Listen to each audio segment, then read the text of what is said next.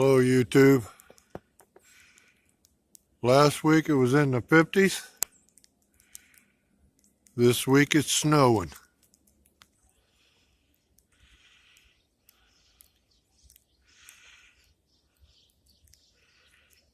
It's too messy out here for me. We're going to find something to do in the house. Hey, Jamie, is it snowing out there? It's snowing out here. That's for sure.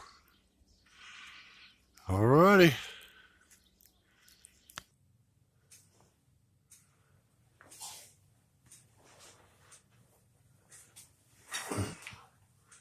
Hello YouTube. Real quick, we're going to try to make a little carving video today. As you've seen, it's snowing outside, and so we decided we're going to stay in the house for a little while today, and we're going to do some carving. And all the sticks is about ready to fall over, but this is the one that we were working on, and we started carving a little bit on it. We're going to do some more here in a little bit. We'll show you. I'm going to try to show you best we can how we do it. But one of the easiest things that you can carve on a walking stick would be this snake. This snake right here would be the easiest thing that you could carve on your walking stick. And we've drawn the snake on, we drew the head on last night, and we drew the tail on last night. Now you can see rattlesnake, and if you research the rattlesnake, some of them got bigger buttons on the tail, but that really doesn't matter. Real quick, I do want to go over that your walking sticks, when you take them out of like a green wood, this has been dried for a long, long time, but still there's some moisture in there and they'll crack. We had a little bit of cracking right here. That's not going to hurt anything. I like it. It gives character to the stick. But if you look at the stick, there's no cracking down in this part. That's good. A little bit right in here. But again, that's not going to hurt anything. We'll camouflage all that with the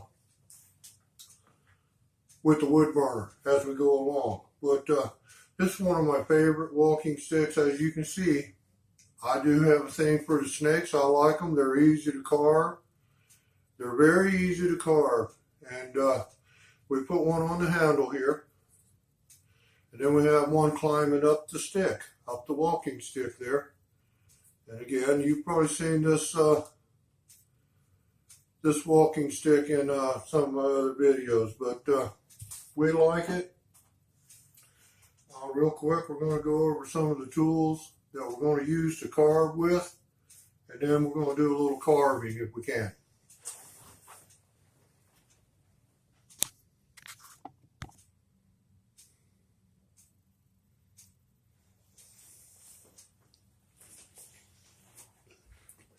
Alright, real quick, you know, I got a toolbox right here that I keep a lot of carving tools in, but we got this little box at, oh,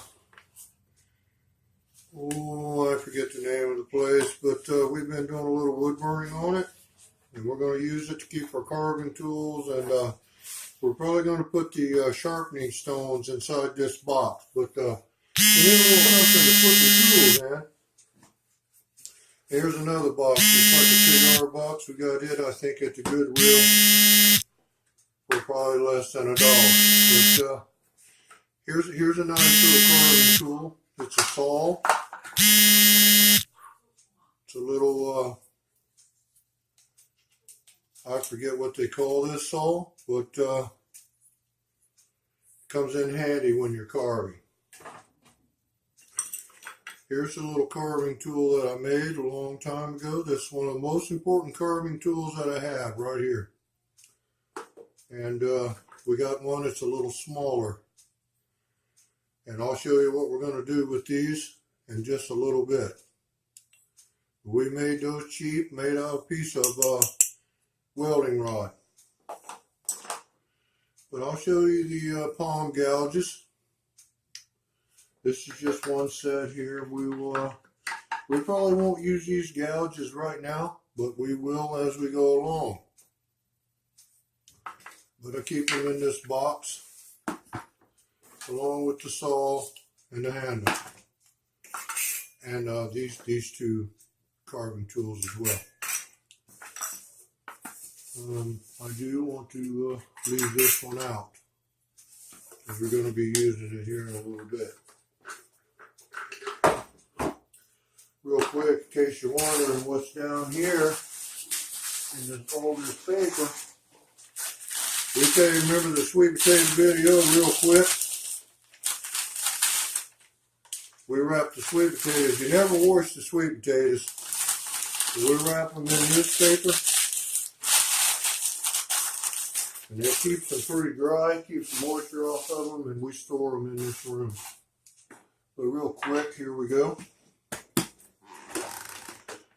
Keep a lot of carving tools in here. You're going to need files, like these files right here.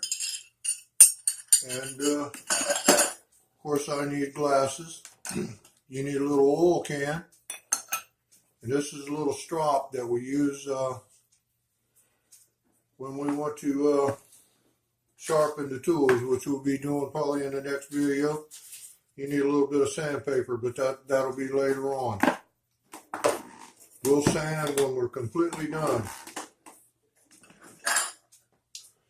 Then we get down in here, you need a little wooden mallet that you can hit your chisels with real quick. Also,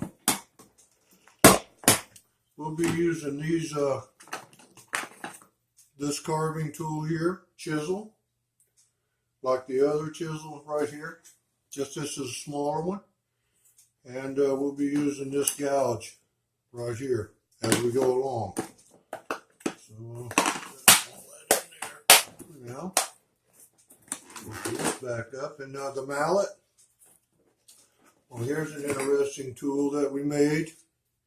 It's a little adze that we made out of a welding hammer. Sharp as a razor. You can really work a piece of wood down proper with that. Oh, I do want to show you this. I made this tool a long time ago, probably 30 years ago, but this is a little draw knife that I made. Made it out of one piece of metal, drilled the holes in it, and we've used it quite a bit over the years. But I keep it in the box, and we'll use it. It's good to use on the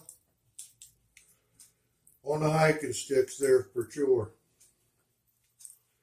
Kind of wheel them down. If you're out in the wild there and you don't have any electric, you can you got all the tools with you. Keep right on going.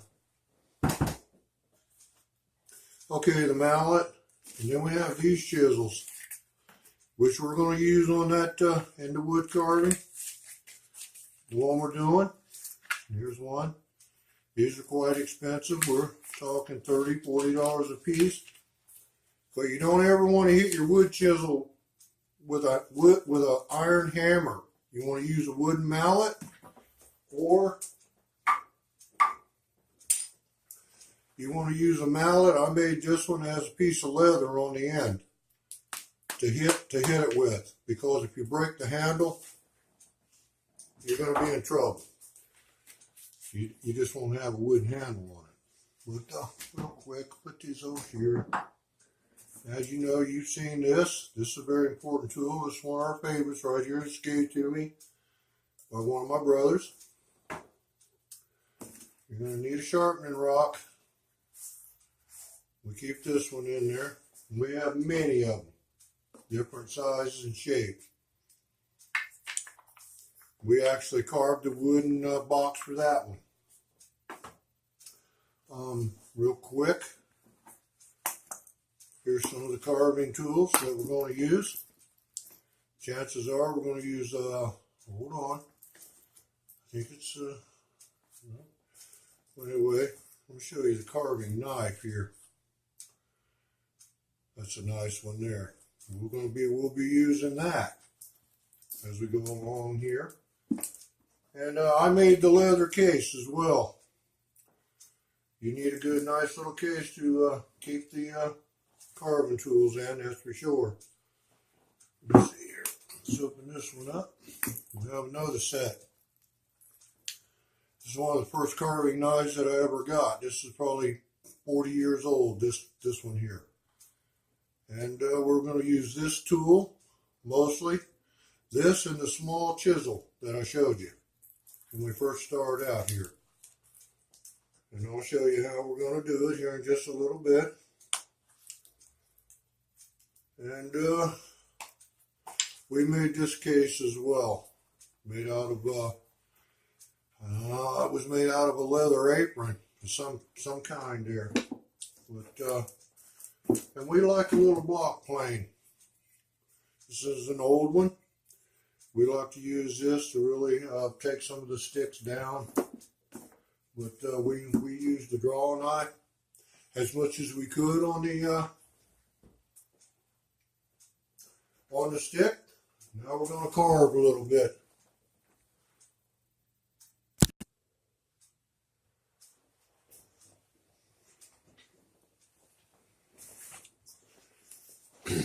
All right. As you can see on the stick, we're going to put the snake on there, and what we've done, we've taken a piece of string, we have some tack, and we put the string, wrapped it all the way around the, like a snake. We did it on both sides here, see, and you get the thickness of the snake, and it'll come out nice and straight for you. Then you take the pencil, you go in there and you just trace right along that piece of string on the outside, that piece of string, until you come all the way down. Then you can take the string off after you get it traced on there, and we've already did this one. But what we want to do here is then we're going to take our real quick. We have this tool, this chisel I showed you earlier, and then we're going to come in here, and we've already done the one side. But what we want to do is we want to come around the where we've drawn the line. We're going to start right here, and we're going to work our way down until we get all the way to the end. But I think we left off real quick. I need to turn it around. We left off right here on this side, so we're going to come in here. You want to hit it, you want to drive it straight into the wood. You don't want to go left or right. You want it straight as you can get it. And what you want to do, we're going to cut that little line all the way down to the tail. We're not worried about the tail until last. But what we don't want to do is we don't want to chip anything out of the snake. If you do, just keep that piece and you can glue it back in there. If you're going to carve, I will tell you, it does take a little time. We do most of our carving in the winter time. We will carve a canoe paddle or something else as we go along. All right, you have your spoon gouge. We use the little chisel, which is very sharp. And sharp is the key to carving any wood. But you come in here with the little gouge and you just push it right into that little cut you made. And we're going to take the stock off the in between the coils. We don't want to take off any off the snake. So let's just keep going here. And it goes pretty good.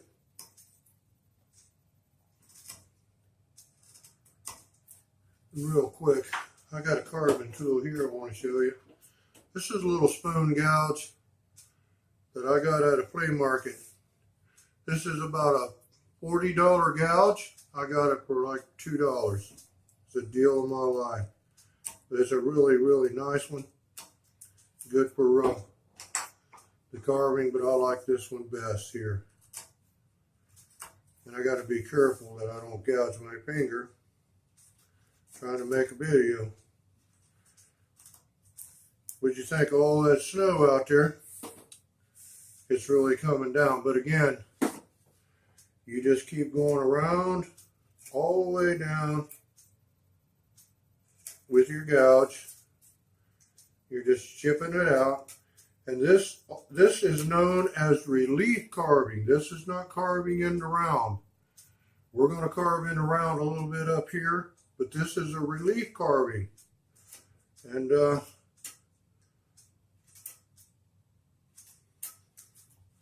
I'll tell you what, there's nothing better to be doing a little hiking out in the woods or some other place and to have your own custom carved, hand carved